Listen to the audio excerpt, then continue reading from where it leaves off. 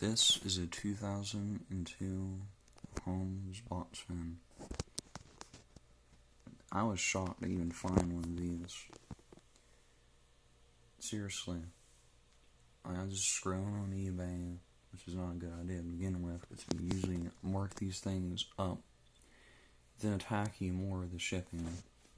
Sometimes it's not related, like it's due to the shipping company, the packaging, but sometimes it uses to scalp you. You know, it's kind of how like graphic cards today are scalped for money, because they buy them in stock and resell it on eBay for thousands of dollars. It's kind of pitiful, but what do you want to do? Like, there's a lot of things, but I don't know. It's just how the world works sometimes, and you just feel helpless. Well, enough of my philosophical message, I guess. Let's review this 2002 box fan from Holmes.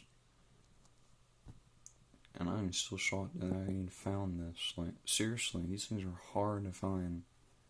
And somehow came out of nowhere for $20. Plus shipping, but we're not getting into that today. I mean, it's too rare and valuable. And the only problems that it has is that, well, it's out of balance. And the reason why is that the blade shaft is broken. Like, I even have, hold on here, a piece where the original owner tried to use, come on, this is a smartphone camera. There we go. Tried to use it to hold the shaft together, but it actually made it more unbalanced, and it's metal. You'd be surprised how easy stuff like that is. That will make it very unbalanced. Like, I have another fan, Air King 14-inch model, which are notorious for being out of balance. I had to use foil tape for it. That worked. I don't know how. So, when you balance a fan, be careful and really measure what you're doing, because if you put too much weight in one corner, it will throw it off and make it more unbalanced. It's very, very precise. Anyways, enough of my very long rambling. I do this every time I record. It's kind of like a personal diary, but I don't really talk about things in my life. Just things I like to talk about. It's very boring during these times. It's been 3 minutes. Let's get into the freaking thing you come here for. A review.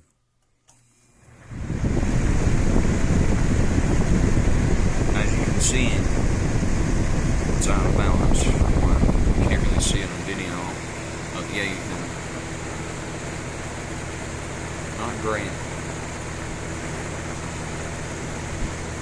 But these are very hard to find. I can't exactly return it to the store. Medium.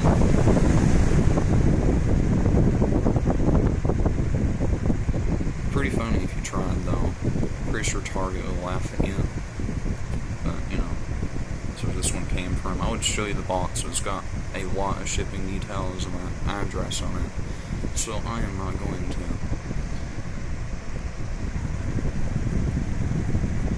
Here's one.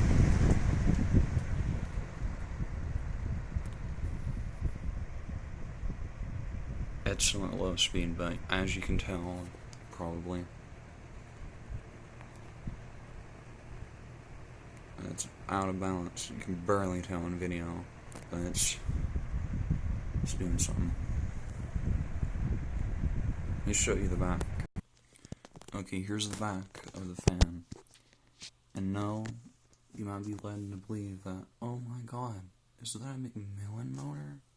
No, it's a Raider motor.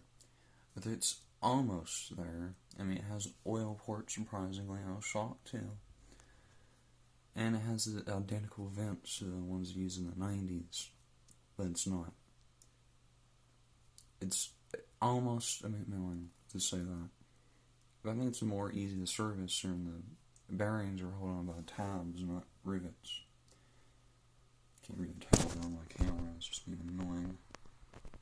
It's usually very responsive. I have problems sometimes with it.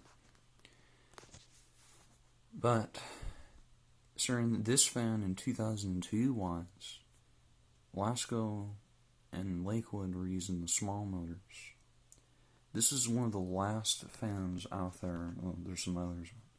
One of them that still uses a full-size motor. I have no idea why companies use it. Oh, actually I do. Money. It's cheaper. They make motors over there in China and ship them over here. Make them underpowered too. The smaller it is, the less money you have to pay into them. The Holmes over here, they're still holding on in 2002. Before they switched to the cheaper models that we all know and kind of question why they even still make them like that today. I mean, personally, here's something I would do if I was a fan company and wanted to throw a wrench into things. I would take like an old design of a box fan, including a full-size motor, and just release it in the market today and see what would happen. It would be a huge shock in today's, let's make our fans so cheap and so easy to replace.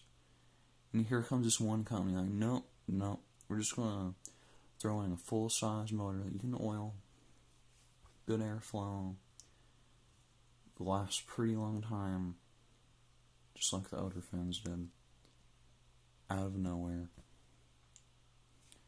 But that's just me. I really doubt that would happen, and this video would never make that happen. But if it does, somehow, I would be very shocked. This video is 7 minutes long, but that's a review. Just reviewing this fan. So I found it on eBay, and why not? Got it at a good price.